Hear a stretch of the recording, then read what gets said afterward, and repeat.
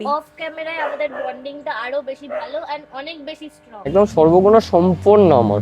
Recent করে কিন্তু একটা বড় ধামাকা আসছে, এটা সারপ্রাইজ। ওর বেস্ট গিফট আমার খুব ভালো লেগেছে। ও ঠিক আমার মতনই। তিথি নিজের মেয়ের মতো ভালোবাসে মিনিকে।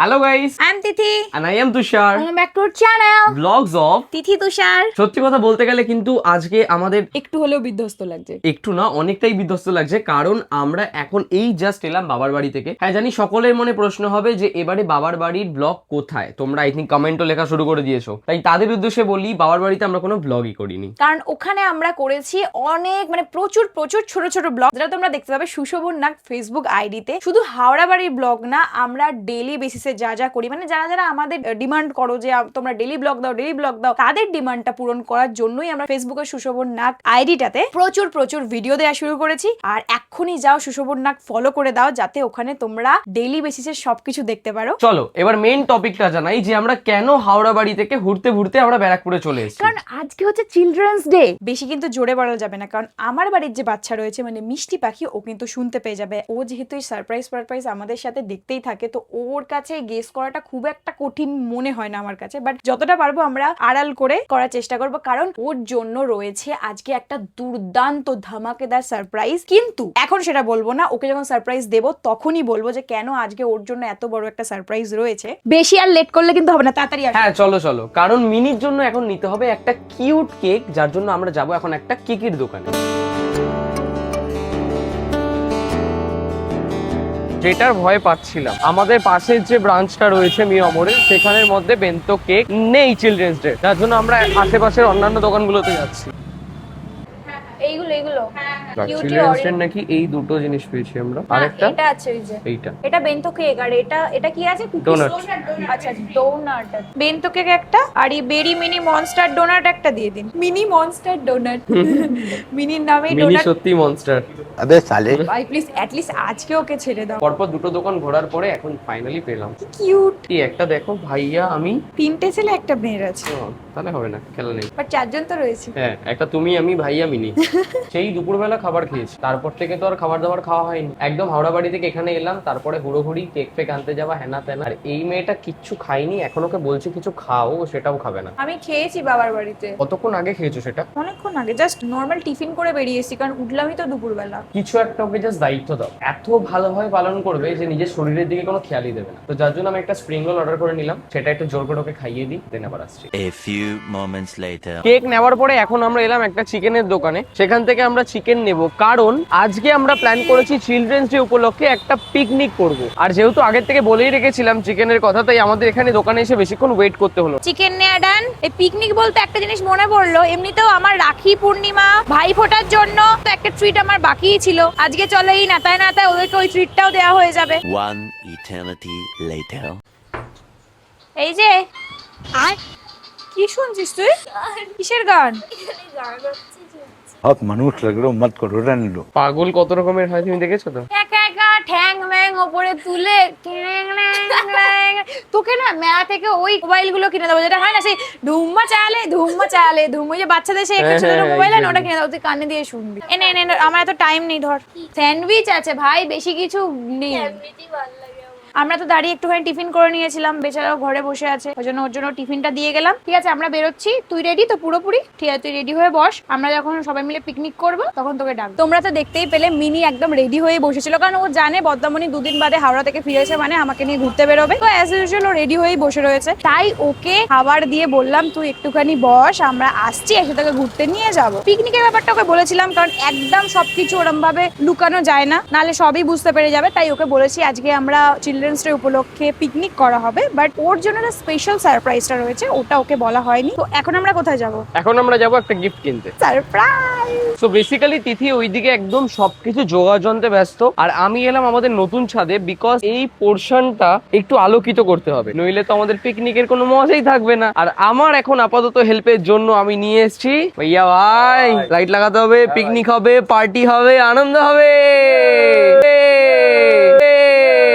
रहने दो बहुत बुरे लग रहे हो तौबा तौबा तौबा আপাতত আমাদের এই ছাদে লাইট ফিক্সিং ডান, এবার লাইটটা অন করতে পাঠিয়েছি ভাইয়াকে, দেখি। তিথি এলো আর আমাদের এখানে লাইটটা পাট করে অন হয়ে গেল। আমরা যে বাবার বাড়ি গেছিলাম অনেক কিছু চেঞ্জ হয়ে গেছে, দেখো রাস্তার মধ্যে কি সুন্দর হলুদ হলুদ দাগ টেনেছে। হ্যাঁ ওইখানটাও দেখো আমাদের পোস্টার কত ক্লিন হয়ে গেছে বলো।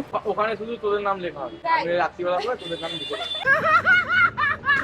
ফাইনালি শুরু হলো আমাদের চিকেন ম্যারিনেট করা। আজকে আমাদের মেনু কি হচ্ছে বলে দাও। আজকে আমাদের মেনু হচ্ছে চিকেন কষা আর পিস পোলাও। এই পিস পোলাওয়ের রহস্যটা একটুখানি বলে দাও। থাক আমিই বলি। একদিনকে আমি দিদির কাছে আবদার করেছিলাম যে বাবাই লাঞ্চ বানাও, বাট এমন বানাও যেটা একটু রেস্টুরেন্ট প্যাটার্নে খেতে লাগে। একঘেয়ে ভাত খেতে খেতে মুখটাও একদম মরে গেছে। প্লেন ভাত বানানোর জায়গায় সে পিস পোলাও বানিয়ে দিল, আর সেটা এত দুর্দান্ত খেতে। কত অল্প সময়ের মধ্যে বানিয়েছে তোমাদের ধারণা নেই। কেন পিস পোলাও সবাই বানায়? না এমনি এমনি বলি সর্বগুণ সম্পন্ন আমার, এইভাবে বলে ঠিক ভালো লাগলো না। একদম সর্বগুণ সম্পন্ন আমার। ঠিক আছে আজকে বানাই, সবাই খাক, তারপরে দেখি সবাই কি বলে, কারণ তুমি তো আমার বর, তুমি তো অলওয়েজ বলবে এই ভালো। কাঁচা মাংস দিয়ে গন্ধ বেরোচ্ছে আমার তাই খেতে নিতে ইচ্ছা করছে।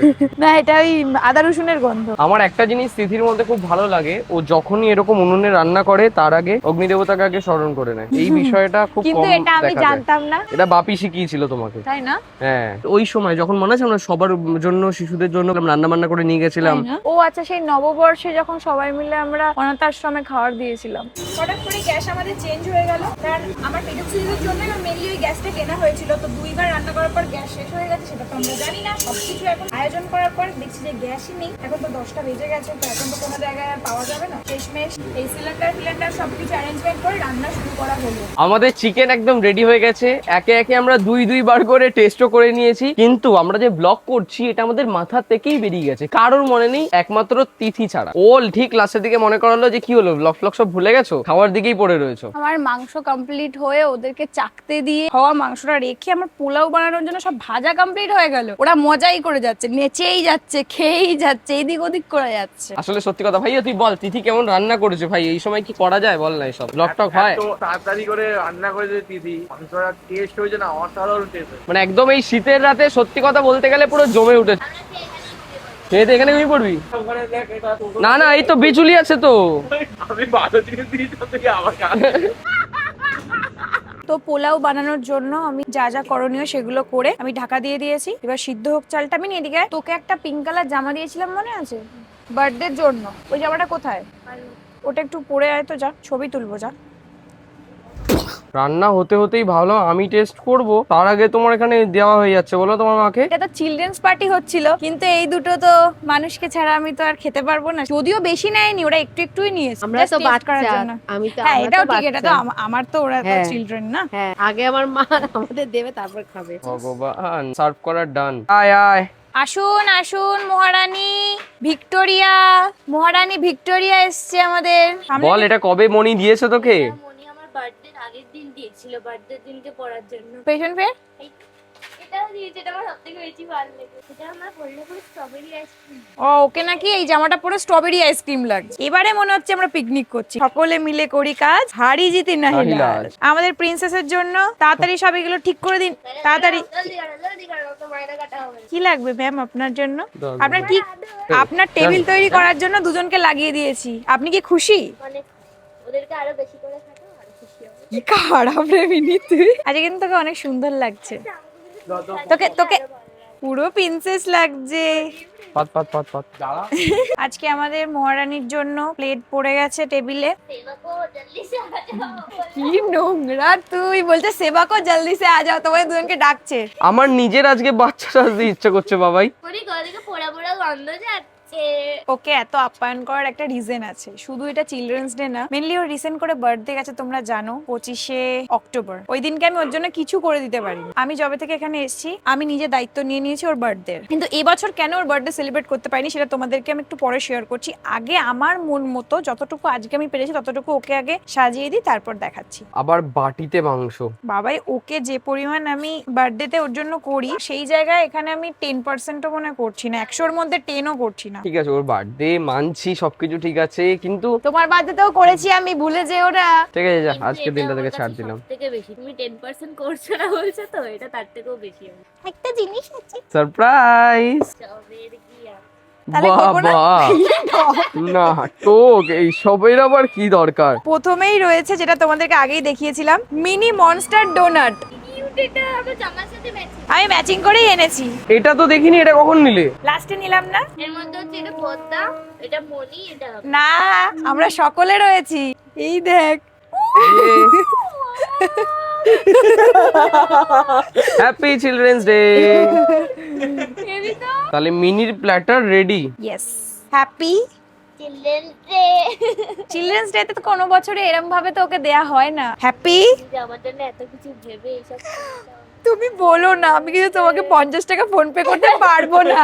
তোমরা সবাই হয়তো অনেক খারাপ কথা বলো যে মনি আমায় ভালোবাসে না, মনি আমার খেয়াল রাখে না, কিন্তু আমার বার্থডে দিনে মনি সেই টাইমে সিচুয়েশনটা খারাপ থাকার পরেও মনি আমার জন্য মুভি করতে গেছিল, এছাড়াও আমার সাথে সারাদিন থেকেছিল আর আমাকে অনেক স্পেশাল ফিল করেছে। প্লাস আজকে তো আমি কিছু বলার নেই। ঠিক আছে চলো, ক্যামেরাতে এত বলতে হবে না, তুমি খাও। তোমাদের হ্যাপি হ্যাপি। অফ ক্যামেরায় আমাদের বন্ডিংটা আরো বেশি ভালো এন্ড অনেক বেশি স্ট্রং। ইয়েস।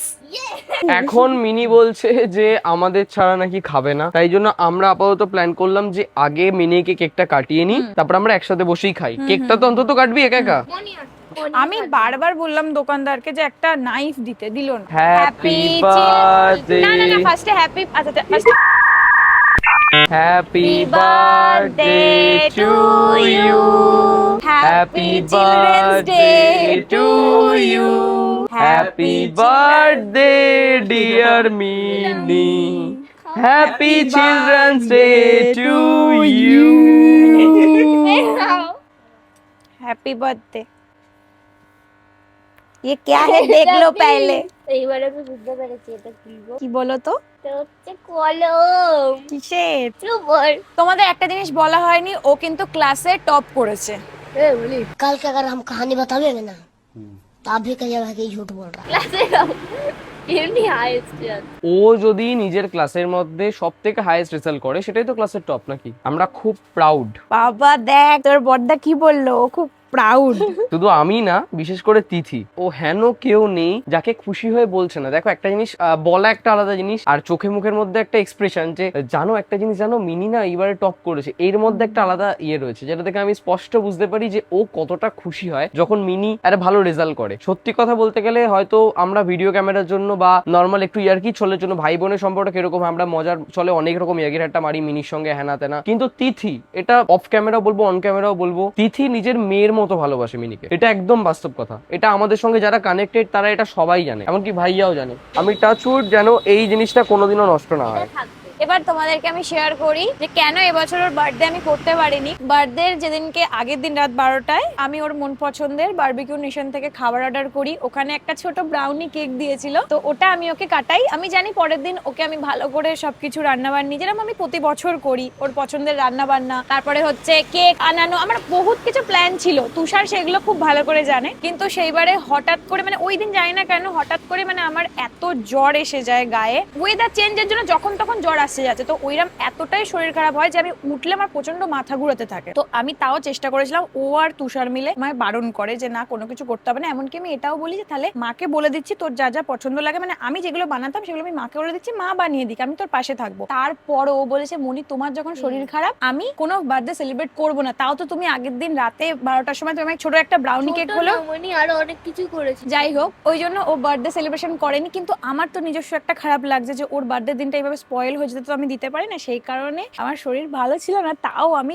জোর করে উঠে আমি তুষার আর মিনি, সেই দিনকে ভাইয়া ব্যস্ত ছিল, তিনজন মিলে আমরা মুভি দেখতে গিয়েছিলাম। ওকে একটা পছন্দের মুভি দেখিয়েছি, একদম স্পয়েল যেতে দিইনি, একটু হলেও ওর মন খুশি করার জন্য নিয়ে গেছি। ওর সাথে ছিলাম আমি। আমাকে যদি তুমি জিজ্ঞেস করো যে মানুষের সময় চাই নাকি সেলিব্রেশন চাই, আমি বলবো সময়। যদি কোনো স্পেশাল মানুষ আমার সাথে থাকে আমার মনে হয় না কোনো সেলিব্রেশনের দরকার আছে। ও ঠিক আমার মতনই, যে ও বলে তুমি তো আমার সাথে ছিলে, এটাই আমার কাছে অনেক। যাক আমার মনটা আজকে খুবই হ্যাপি যে আমি একটু হলেও ওর জন্য কিছু করে দিতে পেরেছি, আর এই দোকান থেকে এত কিউট কিউট কেক আনতে পেরেছি, কারণ ও কিউট এরকম জিনিসপত্র খুব ভালোবাসে। এই পেনটা শুধুমাত্র ও ক্লাসে টপ করেছে। দেখা দেখি মিনি পেনটা। এই পেনটা ইউজ করা হবে? হ্যাঁ ইউজ করা হ্যাঁ, এর যাবে। মধ্যে রিফিল ভরাবি, রিফিল ভরেই ইউজ করতে পারি। হাতটা তাহলে মুছে নি। এটা আমি আমার সবথেকে আমার লাইফের কম্পিটিটিভ এক্সামে ইউজ করব। পাগল নাকি? এটা এটা এটা আমিও বলেছিলাম, আমি চেয়েছিলাম যে আমি যেন উচ্চ মাধ্যমিক যেহেতু সামনে এক্সাম আছে, তো ওখানে যদি এই পেনটা দিয়ে লেখে খুব ভালো করে। তুষার আমাকে বললো যে লাইফের খুব ভাইটাল একটা এক্সাম, তো এইগুলোতে যত স্মুথ পেন হবে, যত মানে কি বলে ওগুলোকে ইউজ এন্ড থ্রো টাইপ পেনই সবাই ইউজ করতে পছন্দ করে। সিলিকন টাইপ যে পেনগুলো হয় হ্যাঁ। বা লাইট ওয়েট যে পেনগুলো এইগুলো হয়, কি বলতো তোর হাত ছিলে যেতে পারে একভাবে, তুই এটা তো এটা একটা প্রচন্ড ধাতু। হার্ড। এটা এটা তো হচ্ছে একটা ধাতু। শখে লেখার জন্য পারফেক্ট, মানে ওরকম একটা ভাইটাল এক্সামের জন্য এই পেনগুলো একদমই একদমই সুটেবল নয়। থেকে বড় বিষয় কি বলতো, এটা তোর একটা স্মৃতি। ভাই ফোটাতে তো ও কোনো গিফট দিতে পারেনি, ভেবেছিলাম আমরা বার্থডেতে দেবো, বার্থডেও হলো না। তারপরে ও এত সুন্দর রেজাল্ট করলো, আমি ভাবলাম যে এটা ওর সব থেকে বেস্ট গিফট হবে। আমরা না যখনই ওকে কোনো গিফট দেওয়ার বিষয় হয় না, আমরা টোটালি কনফিউজ থাকি, কারণ আমার মনে হয় যে যতটুকু ওর প্রয়োজন আমরা সবটুকু ওকে দেওয়ার চেষ্টা করি, আর ওর কাছে সেগুলো রয়েছে। এবারে বেফালতু জিনিস দিয়ে তো আমার লাভ নেই, যেটা ওর কাজেই লাগবে না। আমি বা তুষার দুজনেই আমরা চেষ্টা করি ওকে এমন কোনো জিনিস দেবো যেটা ও ইউজ করতে পারবে বা ওর লাইফে প্রয়োজন। তো আমার মনে হয় এটা ওর বেস্ট গিফট। আমার খুব ভালো লেগেছে। অবশেষে আমরা সবাই মিলে বসলাম খাবার দাবার খেতে। একটা জিনিস মিসিং। কি মিসিং? সবে করলাম, একটু স্যালাড কেটে দেবো তোদের। ও ঠিক আছে, বিফোর উই স্টার্ট আগে আমরা একটুখানি রিভিউটা নিয়ে নেবো সবার থেকে। ওর হাতটা দিয়ে বানিয়েছে। দু হাত, আমি দুটো পা দিয়ে বানিয়েছি। এটা হচ্ছে আমি মাংসটা টেস্ট করেছি, মাংসটা শেখাই হয়েছিল। পিস পোলাওটা দিয়ে এবার ট্রাই করে দেখ ভাই চিকেনটা। বিরিয়ানি বিরিয়ানি লাগছে বিরিয়ানির থেকে স্পেশাল জিনিস এটা, কাউকে ভাগ দেওয়া যাবে না এটা, সত্যি। সত্যি তাই। তখন চিকেনটা যখন আমরা খেয়েছিলাম এক্স্যাক্টলি সত্যি অন্যরকম টেস্ট লাগছিল। আমি জানতাম যে পিস পোলাওটা আমি খেয়েছি, প্রুভ এটা যে আমার কতটা খিদে পেয়ে গেছে। ইতিহাসে মানে প্রথমবার পোলাও খাচ্ছি। হ্যাঁ হ্যাঁ হ্যাঁ। এবার আমার রিভিউটা আমি দিই। এই গরম গরম খাবার আমি সত্যি কথা বলতে গেলে ভিডিও করতেই চাইছিলাম না, ভাবছিলাম আমি খেয়ে নি, কিন্তু না, একটু রিভিউটা জানানো উচিত। এটা স্যালাড হলে আরো ভালো তো। স্যালাড ঠিক আছে, আবার নেক্সট টাইম যখন আমায় দাও আমার ভালো কথা না। রেসিপি দাও, হাত জোর করে বলছি, তুমি রেসিপি দাও। তুমি রিসেন্ট করে যত খাবার খাচ্ছে সব খালি বলে রেসিপি দাও। আমি চাইছি সবাই এটা খাক, তবে হয়তো তারা বুঝতে পারবে যে এটা কতটা সুন্দর হয়েছে। এবার দোকান খুললে ভালো হতো না? দোকান খুলবো একটা বলছিস? তবে রিসেন্ট করে কিন্তু একটা বড় ধামাকা আসছে, এটা সারপ্রাইজ বলবো হ্যাঁ, এইটা থেকে মাথায় আসলো। না। এবার তুমি খাও। এরপরে আমরা একটু কোয়ালিটি টাইম স্পেন্ড করি, একটু সুন্দর করে আমাদের খাবার দাবারটা কমপ্লিট করি।